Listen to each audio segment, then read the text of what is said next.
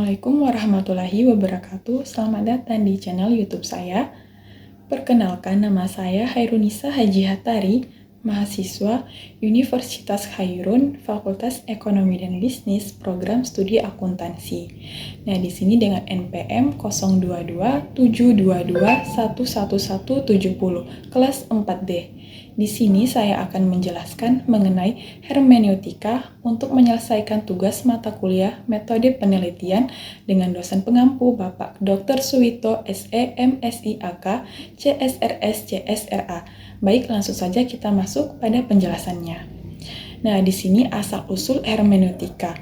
Di sepanjang sejarahnya, hermeneutika secara sporadis muncul dan berkembang sebagai teori interpretasi. Ketika setiap orang menuntut kebutuhan akan kepuasan fungsi otaknya dalam mencapai sesuatu yang ada di sekelilingnya. Ini berarti bahwa otak selalu bertanya-tanya dan aktif menafsirkan apa yang diterimanya, termasuk interaksi sesama manusia lewat bahasa yang memerlukan penafsiran plural. Proses penafsiran dalam diri manusia akan terus berlangsung selama ia hidup. Melalui bahasalah, pengalaman itu bisa digeneralisasikan ke setiap manusia.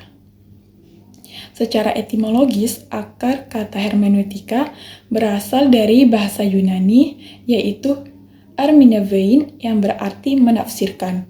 Maka kata benda erminia secara harfiah dapat diartikan sebagai penafsiran atau interpretasi dari Sumaryono 1999 ke 23. Di dalam istilah itu secara langsung terkandung unsur-unsur penting, yaitu mengungkapkan, menjelaskan, dan menerjemahkan. Dan hermeneutika pada akhirnya diartikan sebagai proses mengubah sesuatu atau situasi ketidaktahuan menjadi mengerti. Richard Palmer 2003 menyatakan ada 3 bentuk arti dari erminevein, yaitu sebagai mengatakan, yang merupakan signifikasi teologis. Hermeneutik merupakan etimologi yang berbeda dan merupakan mencatat bahwa bentuk dari herme berasal dari bahasa Latin sermo atau to say, menyatakan, dan bahasa Latin lainnya verbum, word, kata, dan mengasumsikan bahwa utusan di dalam memberitakan kata adalah mengumumkan dan menyatakan. Lalu erminevein sebagai to explain, interpretasi sebagai penjelasan, menekankan aspek pemahaman diskursif. Ia menitik beratkan pada penjelasan ketimbang dimensi interpretasi ekspresif. Dan terakhir, erminevein sebagai to translate, yang mempunyai dimensi to interpret, menafsirkan, bermakna to translate, menerjemahkan, yang merupakan bentuk khusus dari proses interpretatif dasar. Nah, di sini membawa sesuatu untuk dipahami. Jadi, ketika suatu teks berada dalam bahasa pembaca, benturan antara dunia teks dengan pembaca itu sendiri dapat menjauhkan perhatian.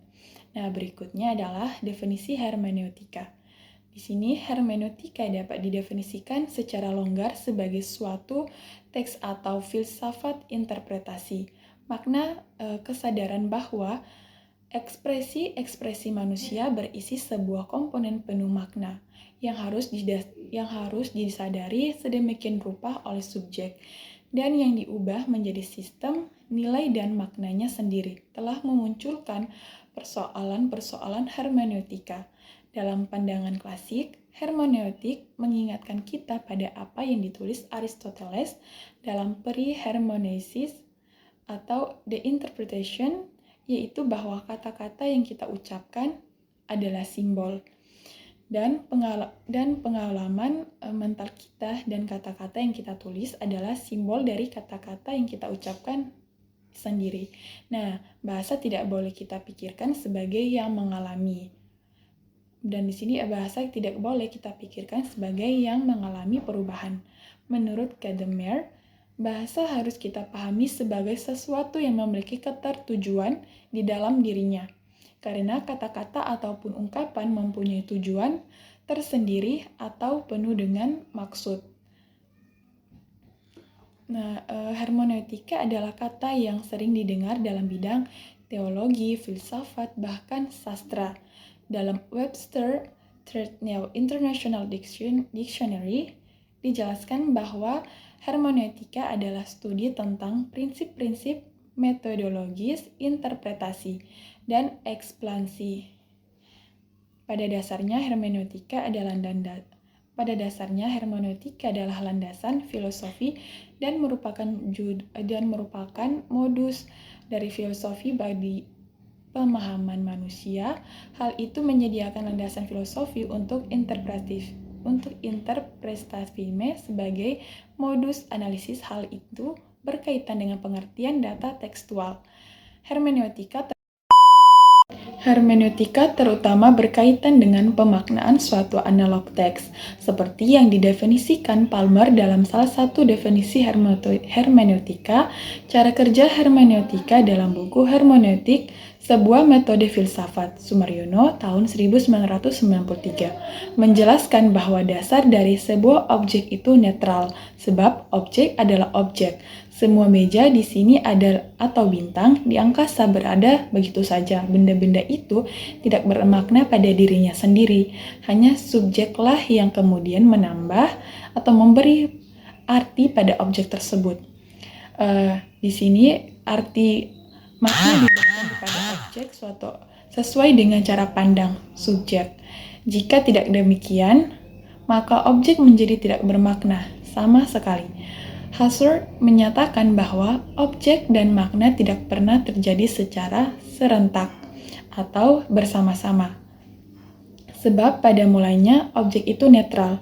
Meskipun arti atau makna muncul sesudah objek atau objek menurunkan maknanya atas dasar situasi objek, semua adalah sama saja. Dari sinilah kita lihat keunggulan hermeneutika.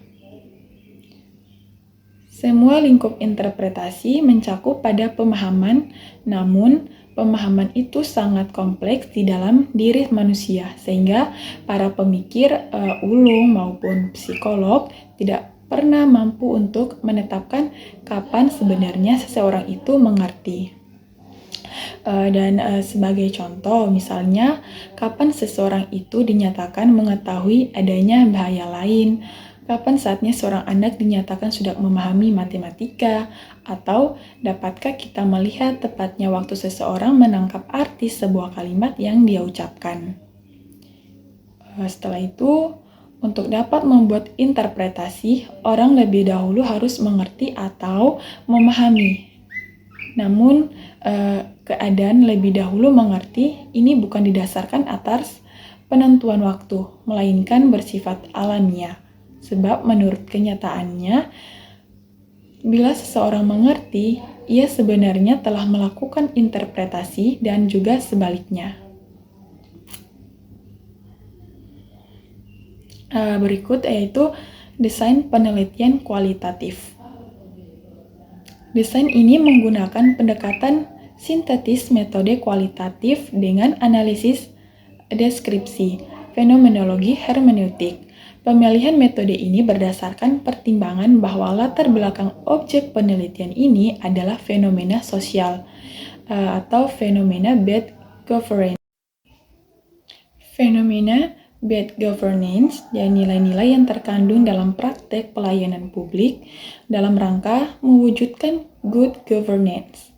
Di sini fenomena sosial tersebut berkaitan dengan kompleksitas nilai yang tidak bisa hanya dipahami berdasarkan pendekatan kuantitatif.